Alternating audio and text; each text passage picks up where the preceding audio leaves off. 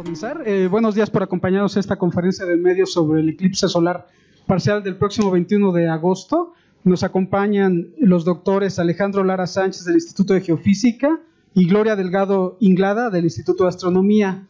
Le cedemos la palabra a la doctora. Adelante, doctora. Bueno, pues buenos días a todos. Quisiera comenzar poniendo un video que creo que ya más o menos vieron. Si tuviéramos la suerte de, bueno, es una suerte estar aquí, pero si tuviéramos la suerte de poder estar el día 21 de agosto en Estados Unidos, en la franja donde se va a ver el eclipse de manera total, esto es lo que podríamos ver. No es real, es una simulación hecha con computadora, pero aún así van a ver que es bastante impactante, ¿no? Entonces, imagino que si pudiéramos estar ahí el 21 de agosto y verlo en directo y en vivo, pues sería todavía más impactante. Ahorita tenemos el sol arriba y en breve vamos a ver cómo la luna empieza a hacer su trabajo metiéndose en su camino.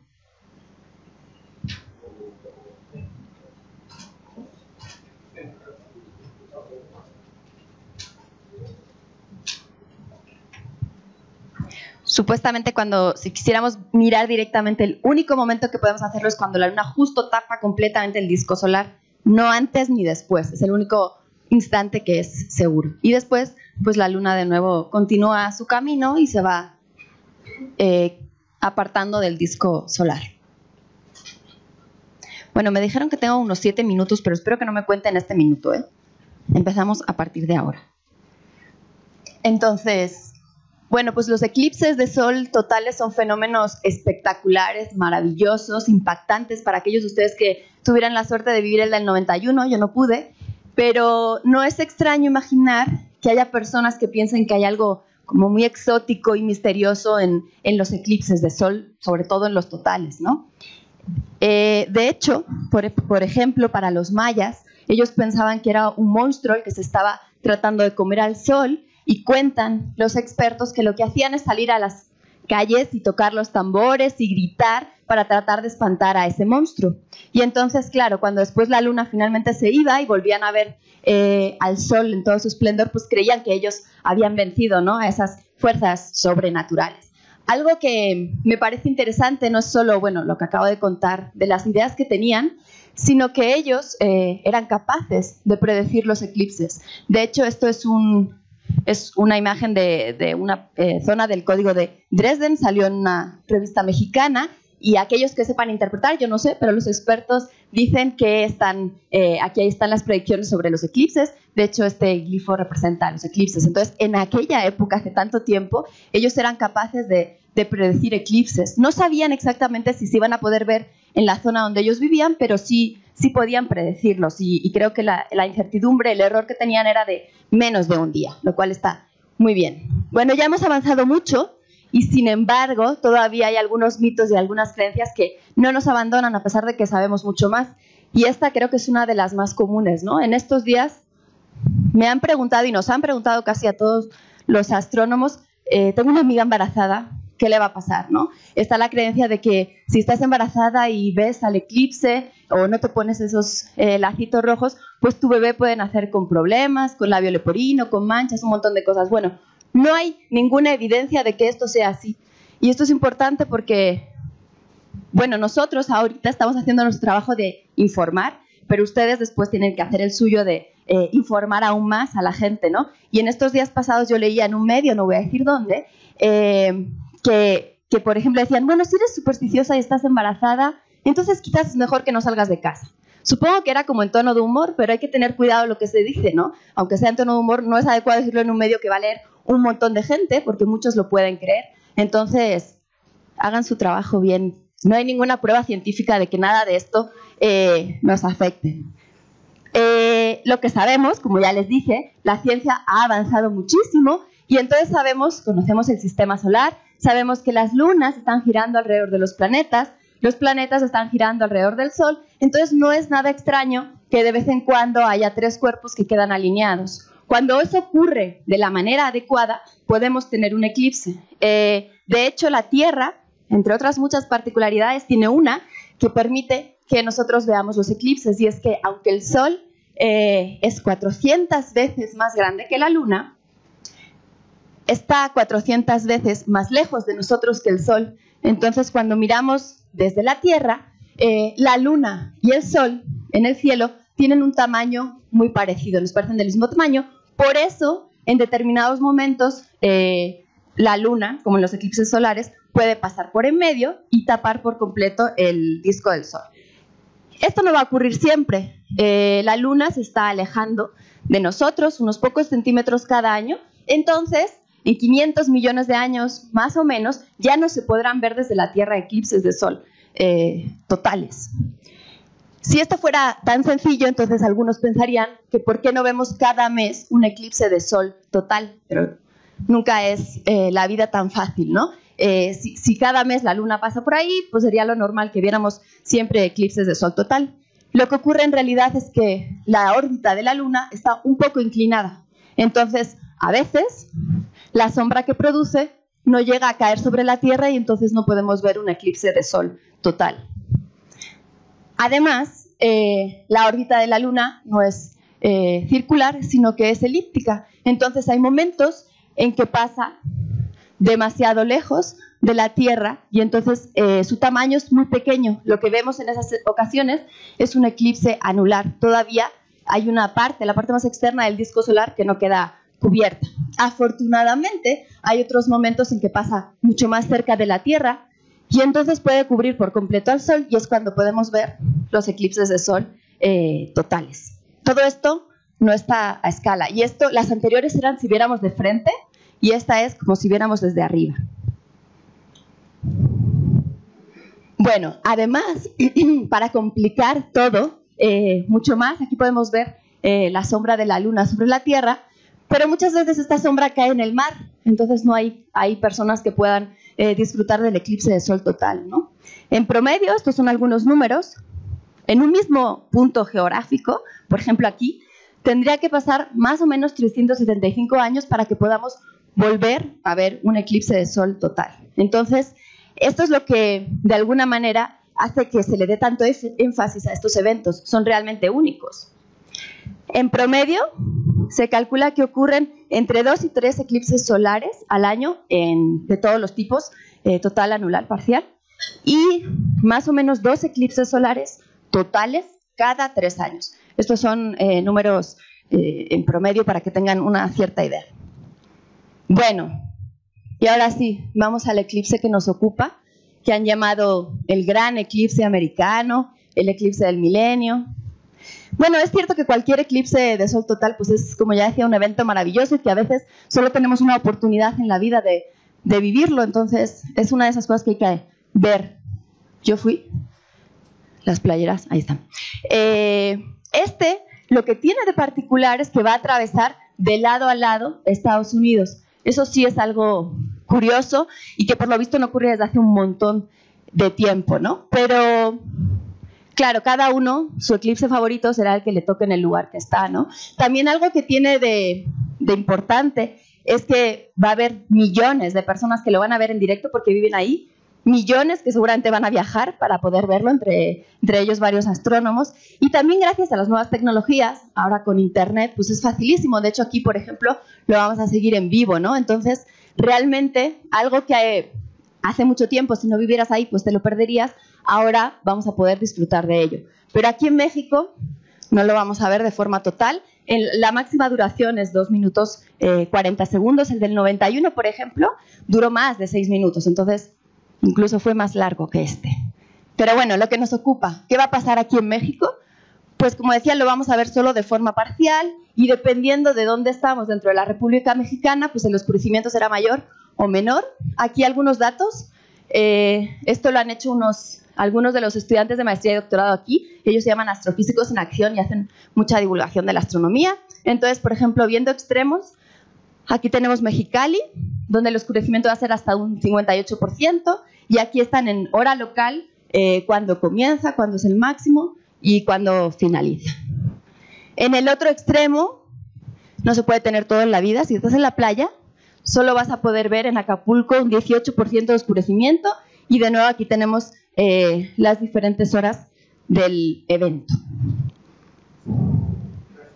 Ahora algo importante, que seguramente pues ya les han preguntado a todos, ¿cómo podemos observarlo? Entonces les voy a decir algunas cosas que no deben de usar y algunas que sí pueden usar. Lentes, no importa que sean súper oscuros, que pongan que son adecuados, que no dejan pasar UV, lo que sea, no se pueden usar. Tampoco radiografías, porque no están igualmente, o sea, de manera uniforme iluminadas, nos pueden dañar la retina. Entonces, solamente aquellos lentes que se llaman lentes de eclipse, que además estén homologados, porque ahora, según he escuchado en Amazon, por ejemplo, se están vendiendo un montón y muchos de ellos no están homologados. Lo que está en juego es su retina, así que sean pues oficiales, ¿no? También algo muy fácil de conseguir es un cristal de vidrio de soldador, de que sea importante de la sombra 14 o número 14, no menor, y con eso lo pueden ver. Los que vengan al instituto pues tendremos alguno y podrán usarlos, pero estos son muy fáciles de conseguir en las ferreterías. Si tienen un telescopio, siempre tienen que usar un filtro adecuado para ver al sol. No pueden mirar a simple vista.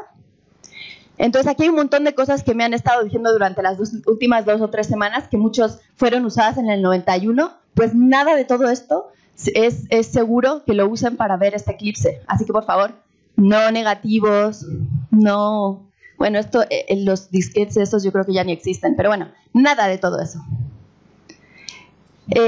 También una manera sencilla con un telescopio o unos binoculares es hacer una proyección. De hecho, es la manera como más segura de verlo. Entonces, hay formas muy fáciles en que pueden proyectarlo en una cartulina y van a ir viendo cómo es el avance del eclipse, ¿no? A medida que vaya ocurriendo. Y la más sencilla de todos, si no tienen nada, si les pilla en algún momento complicado de la vida, 2 cartulinas, 2 hojas, hacen un hoyito, proyectan en la otra y ahí van a poder ver muy bien el eclipse parcial. Hay cosas más curiosas también, como mirar entre las sombras de los árboles, de las hojas, ahí también se ve. Si tienen una de estas espumaderas que tienen muchos hoyitos circulares o coladeras, pues también ahí van a poder ver un montón de eclipses parciales a la vez. Este enlace que está allá abajo es donde la NASA lo va a estar pasando en vivo, entonces independientemente de que lo vean ustedes, hagan sus pruebas para ver el eclipse parcial, pues también es bueno ver el eclipse total. Y bueno, algunos datos, decimos, ok, pues este es el eclipse de Estados Unidos, porque allí lo van a ver total. Yo no tengo la suerte de viajar. ¿Cuándo nos va a tocar uno en México? Pues aquí tienen algunos datos de 1900-2100. En blanco están los que ya pasaron y en azul los que quedan, ¿no? Creo que no se ve muy bien, pero bueno. 2023-2056. Para los que todavía estén por aquí, espero. Y de 2024, 2052, 2071, 2078, los eclipses totales. Entonces, como ven, 2023, 2024 no están nada lejos. Entonces, vamos a poder disfrutar de nuestro super eclipse. El de 2024, como les digo, se va a ver como total en algunas regiones de México. Aquí les muestro la franja donde va a pasar la totalidad. Si están dentro de esta franja van a poder ver el eclipse total en 2024 y en concreto la máxima, digamos, el máximo oscurecimiento y la máxima duración va a ser muy cerca de Torreón, entonces no es nada complicado, podemos viajar. Y por cierto, va a durar como más de 4 minutos, entonces va a ser incluso más largo que el de ahora. Ahí es un acercamiento para que vean exactamente los que conozcan la zona. Y bueno, solo quería mencionar que además de que son eventos espectaculares que permiten pues disfrutar de un fenómeno natural hermoso y además acercar la ciencia a la gente, pues también se ha hecho mucha ciencia con ello. Ahora vamos a escuchar un poco más al respecto, pero por mencionar solo 4 aspectos, pues nos ayuda a estudiar la corona solar. El helio, el segundo elemento más abundante del universo, se descubrió en el Sol, de hecho se le llamó helios por eso. También ayuda a comprobar la relatividad general de Einstein durante un eclipse, y no astronómico, pero bueno, también se hacen estudios de cómo baja la temperatura y cómo eso afecta. Por ejemplo, durante los eclipses, los vientos cambian de dirección. Entonces, bueno, aquí tienen un poco más de información de todo lo que se va a hacer en el instituto el día 21 de agosto, entonces pues los quiero invitar a todos a que nos acompañen. Gracias. Tiene la palabra el doctor Alejandro Lara. Perdón, nada más, antes, ¿podríamos repetir la página de la NASA donde se va a publicar, por favor? Sí. Ahí está. ¿Te puedes salir en el teléfono? Perdón.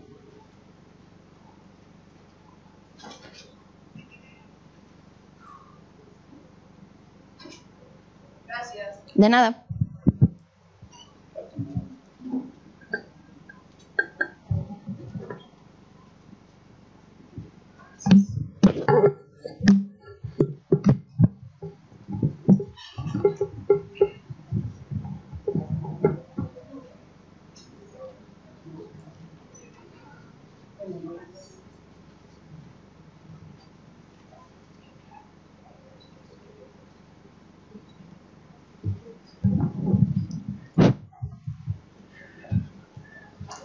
¿Qué tal? Buenos días.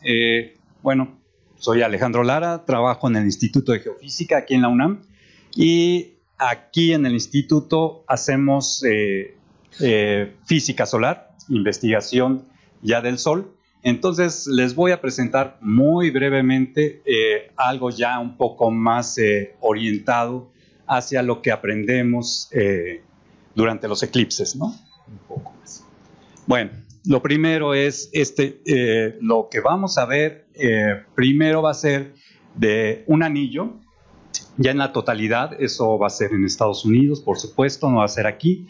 Vamos a ver un anillo rojo alrededor de la Luna y eso, por el color, se llama cromosfera, ¿no? Es la parte más baja y además es la parte más fría del Sol, eso es interesante. Ese color, el color rojo, lo da la temperatura, entonces es una parte fría del Sol, entonces es lo que vemos así inmediatamente, ¿no? Esperemos verla bien esta vez en el eclipse, y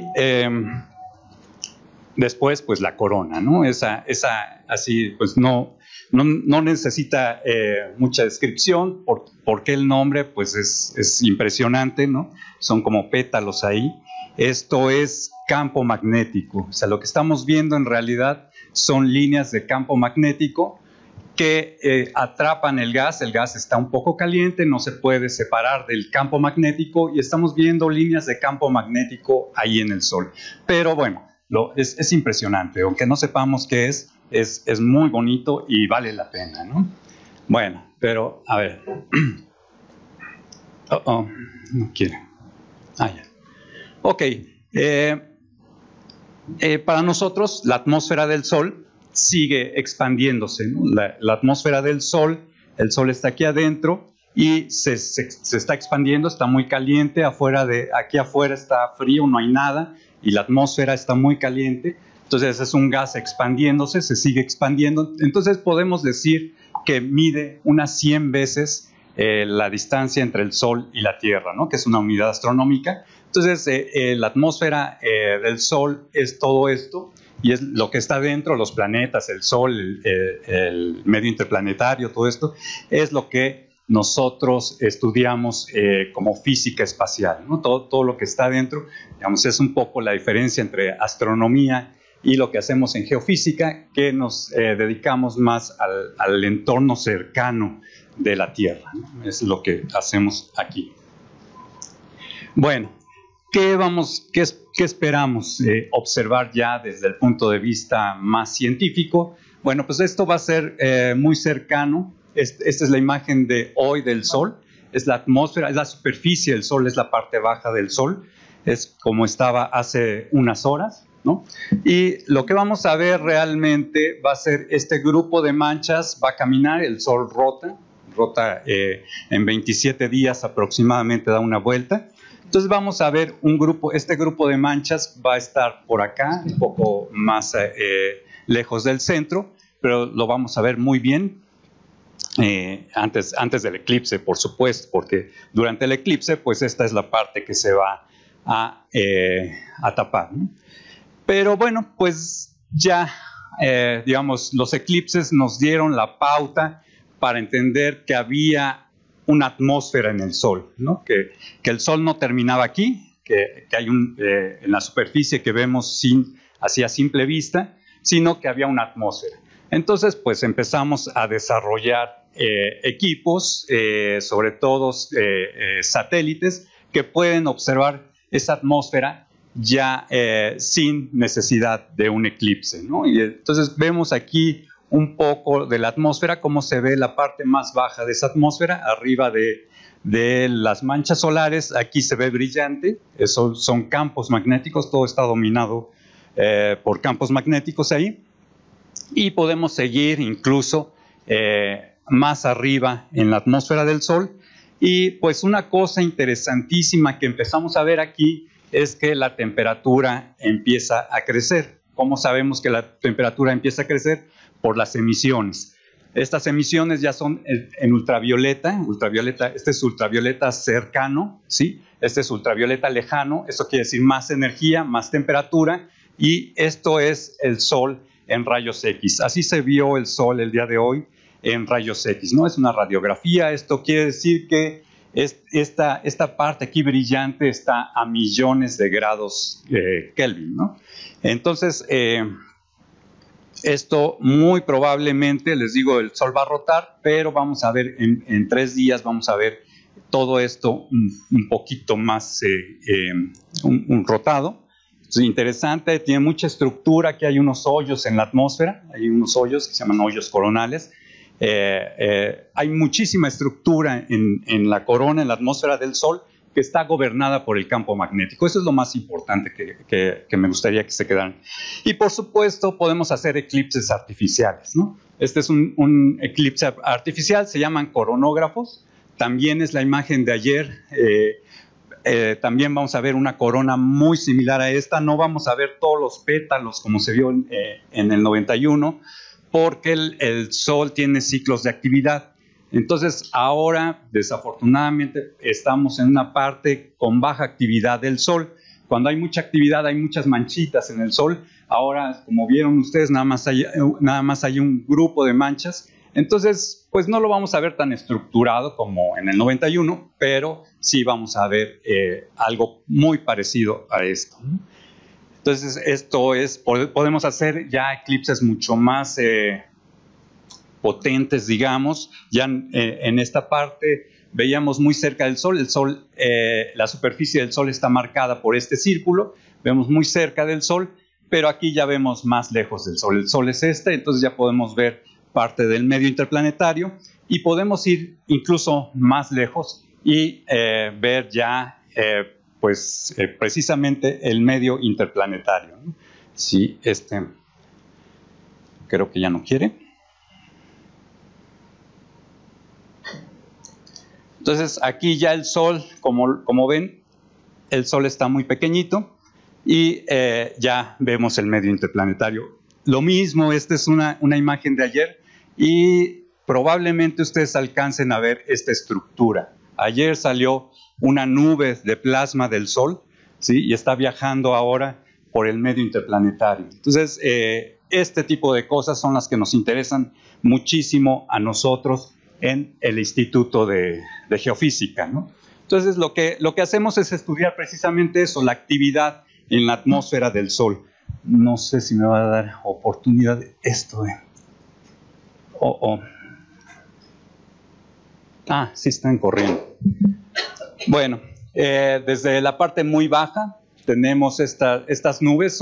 Les digo, todo es campo magnético con gas caliente, ¿no? Entonces tenemos nubes como esta en la parte muy baja que se desestabilizan. Pueden estar ahí incluso por meses, y de repente algo pasa, las desestabiliza, y pueden salir disparadas hacia el medio interplanetario. Vamos a ver si podemos correrlo otra vez. No.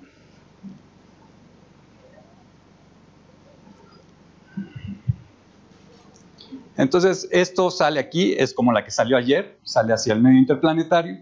Y actualmente somos capaces de seguir una de estas eyecciones de masa coronal desde el Sol, ¿sí? Con diferentes instrumentos. Aquí lo que van a ver es cómo sale una eyección, una nube de estas de gas desde el Sol y llega a la Tierra, ¿no? Entonces, vamos a ver si se puede.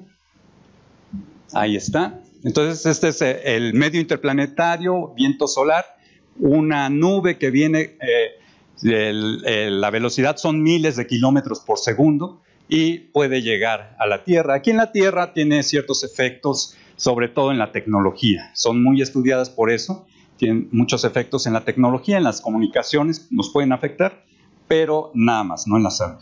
Eso es importante.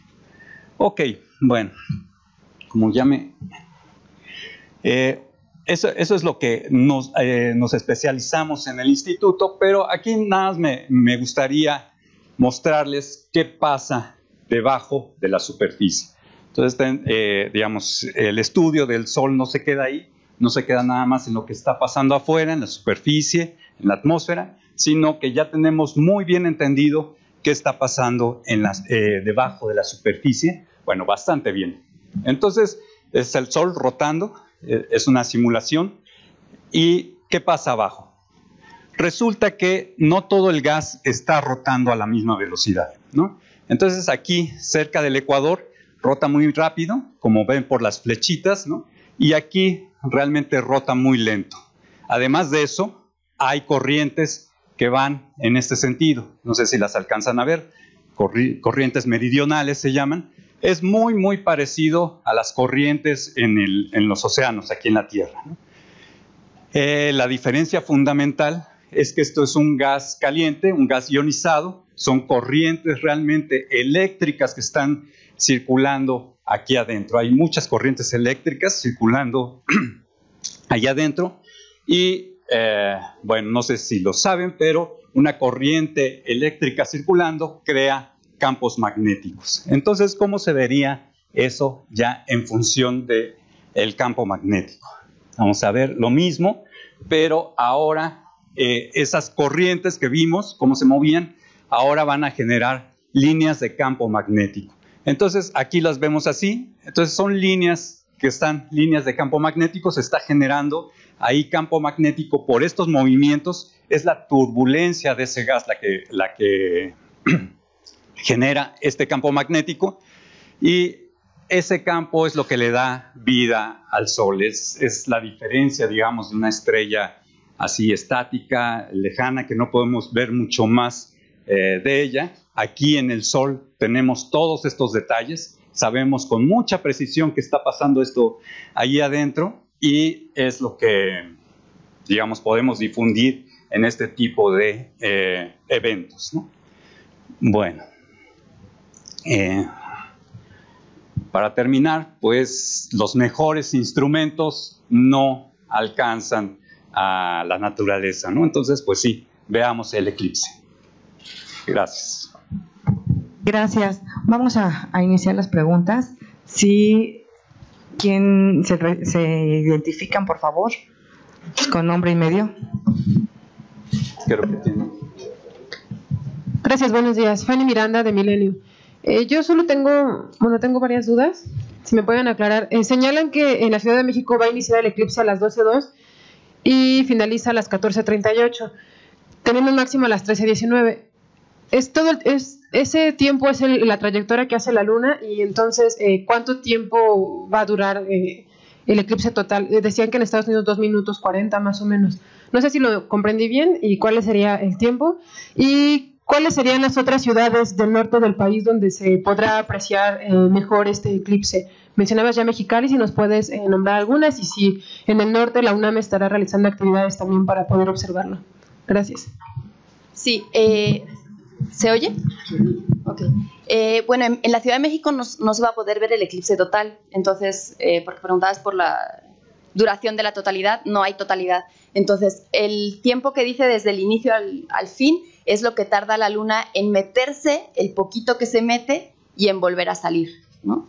Entonces, el momento o la máxima duración que va a ocurrir en Estados Unidos es 2 minutos 40 segundos. De ahí, en el resto de lugares que están dentro de la franja de totalidad, pues va a ser menor, ¿no? Ese es el tiempo máximo. Y aquí, como no ocurre totalidad, pues no es tan crucial. Lo importante es verlo cerca del máximo de oscurecimiento que va a haber, ¿no? Entonces, alrededor de la 1:20, pues lo recomendable es estar desde desde el principio hasta el final, ¿no? E ir viéndolo, pues proyectándolo, etcétera. Y en cuanto a las ciudades más óptimas, pues son las que están, la mayoría de las que están más cerca de la frontera con Estados Unidos. Entonces, bueno, Mexicali también en Tijuana, por ejemplo, lugares que estén muy cerca de la frontera. Lo que les recomiendo para ver, si les interesan ciudades en particular, es meterse a la página de la NASA. Hay buscadores así interactivos, entonces uno puede poner el pueblito que te interesa o la ciudad que te interesa y te dan a qué hora inicia, a qué hora es el máximo, a qué hora finaliza y el porcentaje de oscurecimiento, ¿no? Pero en principio los lugares más adecuados son los que llegan casi hasta el 60%, son los que están más al norte, aunque no es exactamente, ¿no? Tiene una cierta inclinación la franja, pero más o menos. ¿Y la UNAM realizará actividades en otras ciudades o en la frontera? Bueno, lo que va a haber, por ejemplo, en el observatorio que hay en San Pedro Mártir, allí vamos nosotros a tener una transmisión en vivo, entonces ellos van a estar observando y desde aquí lo vamos a poder ver. Seguramente, por ejemplo, en el Instituto de Astronomía, en la sede de Ensenada, van a tener sus actividades, ¿no? Y me imagino que en varios, no solamente de la UNAM, sino varias universidades, muchas universidades que están al norte del país, pues van a tener sus propias actividades. Sí, a ver, creo que hay una pregunta allá y otra por este lado. Sí, ¿qué tal? De este lado, buenos días. Al Mariana Guerrero de 1TV. Yo quisiera preguntarte, Gloria, ¿verdad? Sí. Sí, Gloria, dos cosas. La primera, tú mencionabas en tu exposición que estos fenómenos, cuando son totales, son tan extraordinarios porque ocurren cada 375 años.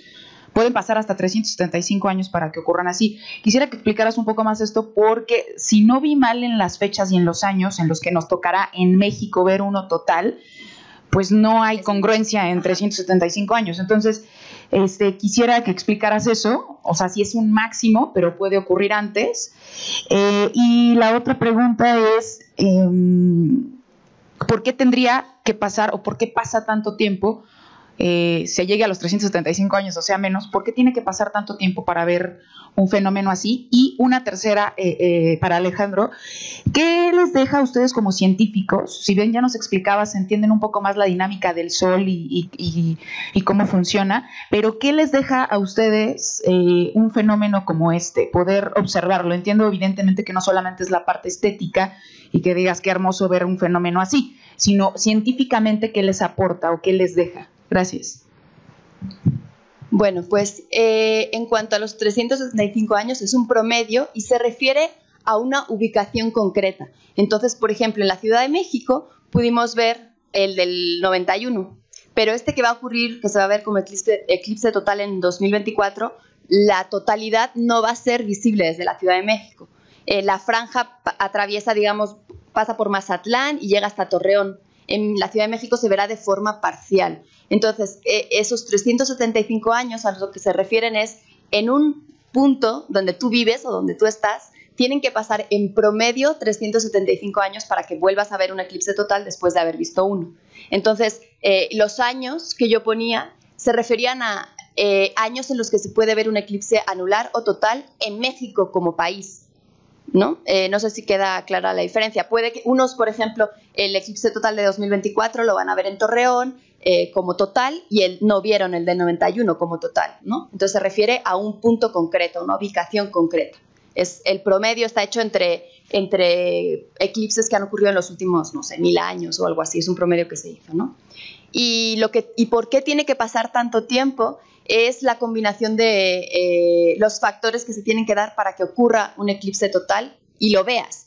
No es tanto que ocurra, sino que tú lo puedas ver donde estás, ¿no? Entonces, como ya dije, la luna pasa en el camino entre nosotros y el sol cada mes, pero dependiendo de dónde cae la sombra de la luna, pues se puede ver en la Tierra o no. Y dependiendo, y que caiga en la Tierra, muchas veces lo que ocurre es que no cae en la Tierra sino en el océano. Entonces, sí hay un eclipse total de sol, pero no lo podemos ver. Entonces, ese tiempo es el que necesitas para que ocurra un eclipse total, que la sombra de la luna caiga en la Tierra y que caiga en un lugar con gente y que ese lugar con gente sea el tuyo. Entonces ya son como muchas cosas las que se tienen que dar para que tú lo puedas ver. Entonces, que sean fenómeno que se haya No. tiempo, sino que te toque circunstancialmente. Exacto, que a ti te toque verlo. De hecho, en cuanto a, en general, es eclipses totales de sol son 2 cada 3 años. Ese es el promedio, específicamente. Y ya de ahí que te toquen. ¿Y cuál fue el último que ocurrió, ya sea en México? O sea, antes de este, ¿cuál fue el último y en dónde ocurrió? ¿El más reciente? El del 91 es el que se vio como total, pero de hecho en la Ciudad de México sí se vio 91. ¿Pero en dónde? Aquí en México. En México. Me preguntabas en México, ¿no? No, en general, o sea, antes de este que vamos a eclipses vivir. totales. El más reciente. A lo mejor el año pasado, no sé, pero seguramente el año pasado ocurrió. La cosa es que muchas veces caen en Asia. Hay astrónomos que se dedican a perseguir los eclipses, ¿no? O sea, cada año seguramente puedes ver uno o cada 2 años puedes ver, ¿no? Uno total. Pero yo lo estaba refiriendo a México. Total, en México el 91. 91 y el siguiente 2024. Gracias. Muy bien, gracias. A ver, sobre ¿para qué nos sirve para hacer ciencia? Bueno, aquí está el ejemplo. Tenemos muchísimo detalle, ¿no? En la pantalla con un eclipse podemos tener muchísimo más detalle que con los mejores instrumentos. Pero creo que lo más útil de esto es el acercamiento de nuestro tema de estudio, de lo que hacemos, de la investigación que hacemos con ustedes y con el público en general. Creo que eso es demasiado útil, ¿no? Es tremendamente útil para nosotros. Entonces, por ahí va más que la ciencia en sí que podemos sacar, que bueno, está ahí, pero está un poco restringida porque tenemos, digamos, observamos el sol, sabemos bien qué está pasando todos los días, en cada momento, ¿no? Pero este acercamiento es pues magnífico, ¿no? Gracias, buenos días. David Vicenteño de Grupo Imagen, aquí arriba, gracias. Para Gloria, ¿sí? Una de las fortunas de este eclipse que ocurre es que es prácticamente con el inicio del ciclo escolar. ¿Qué actividades va a hacer el Instituto de Astronomía o la universidad, saben, al interior de escuelas? No sé si tengan contemplado algún tipo de actividades o qué recomendaciones o qué va a poder venir a hacer la gente aquí para la observación. Si nos puedes dar horarios, por favor. Y resaltar un poco esta como cultura que tenemos. Una cosa es la astronomía y otra es la astrología y otra cosa de recomendaciones de sí que decirle a la gente, de que yo estaba leyendo por ahí el otro día que este eclipse marcaba el inicio del fin del mundo. Bueno, ¿cómo decirle a la gente que a las embarazadas no les va a pasar nada, que el mundo no se va a acabar? Y si se acaba, bueno, nosotros tenemos que llegar con nuestra nota a nuestros trabajos, ¿no? Gracias. Agradezco mucho esta pregunta, porque no sé si voy a contestar en orden, pero bueno, justo también en estos días, al principio regañé un poco a los de la prensa, ¿verdad? A ustedes, por no desmentir mitos. Y ahora agradezco hacerme llegar esta nota de que en Coahuila, creo que como se ha comentado tanto de lo peligroso que es mirar el eclipse, no me queda claro si en algunos han prohibido, o sea, hay como una prohibición de que los niños vean el eclipse. Y entonces en algunos lugares yo he leído que los van a mantener dentro de las clases para que durante estas horas no tengan el problema de que se vayan a quedar ciegos. Y en algunos otros creo que simplemente pues han cancelado las clases, ¿no? Cualquiera de las dos medidas es horrible, porque deberíamos de aprovechar más bien para informar. Es una oportunidad única para hacer ciencia en directo, ¿no? Con los niños futuros científicos, ojalá. Entonces explicarles cómo funciona esto, en qué consiste. Claro que qué no deben hacer, pero cómo sí pueden, ¿no? Disfrutar del eclipse e incluso hacer sus propios experimentos, ¿no? Entonces es una lástima que esto ocurra y entonces pues ojalá nos ayuden con esta labor de difundir, ¿no? Qué son los eclipses, y claro que hay algunos peligros, pero se puede hacer ciencia, ¿no? Nosotros en el Instituto de Astronomía no tengo constancia de que vaya a ir un grupo de gente a escuelas, más bien lo que tenemos pensado es que nos visiten. Aquí tienen el horario, va a haber unas conferencias muy interesantes y vamos a tratar de usar algunos telescopios con filtros proyecciones, cristales de soldador. Entonces, ojalá nos acompañen muchos niños para explicarles, ¿no? Y disfrutar juntos del evento. En cuanto a los mitos, pues la verdad, yo tengo un conflicto porque por un lado pienso que pues como científicos nuestra obligación es compartir todo el conocimiento que tenemos y de verdad no somos seres malignos que, o sea, si realmente se hubiera demostrado que, por ejemplo, a las embarazadas les afecta de alguna manera un eclipse, lo habríamos dicho, ¿no? No nos guardamos la información para que entonces los bebés, es como algo muy extraño, ¿no? Que alguien pueda pensar eso, ¿no? La realidad es que no hay ninguna evidencia de que un eclipse afecte a cualquier persona de cualquier manera. Lo único que puede afectar es que te haga daño a la retina si lo ves directamente durante mucho tiempo, pero no de otra forma, ¿no? Entonces, lo que podemos hacer como científicos es dar la información, decir que no hay pruebas, que es seguro, que no tienen que ocultarse dentro de sus casas, ni encerrar a los niños para que no lo vean, ni ponerse lazos rojos. Y lo que pueden hacer ustedes es ayudarnos a difundir todo este conocimiento y que no haya como, que no sean ambiguos, ¿no? Cuando den la información, que digan claramente lo que sí se sabe y lo que no. Porque la ambigüedad en estas cosas puede ser peligrosa, puede desinformar y eso no es lo que queremos, ¿no? Pero por otro lado también hay pruebas que dicen que cuando alguien tiene una opinión, no importa cuánto les des pruebas, les informes, van a seguir con esa opinión. Entonces, pues quién sabe, lo único que podemos hacer es nuestro trabajo nosotros y ustedes y tratar de que eventualmente ojalá tengamos una sociedad cada vez más informada. Gracias. Por favor. Buenos días, soy Lourdes Zambrano del periódico Reforma. Tengo una pregunta. Aquí en México se venden estos lentes especiales para ver el eclipse. ¿Dónde se pueden encontrar? Bueno, seguramente leyeron que en Estados Unidos se agotaron, ¿no? Y que estuvieron vendiendo lentes que no son los adecuados. Yo solo sé que en Cosmos los venden y son los adecuados. Fuera de eso, no sé, y lo que sí diría es que a la gente que se informe bien, que sean homologados, que sean oficiales. Hay gente que me dice, yo guardo los del 91 porque creo que se repartieron en el 91, pues si tienen todavía del 91, revisen que no están rayados ni están rotos, porque cualquier desperfecto puede dañar a su retina, ¿no? Si no consiguen lentes de eclipse, yo tengo de los de soldador, que los venden 20 pesos en las ferreterías, muy baratos, y funcionan igual. Yo ya lo he estado usando para hacer pruebas.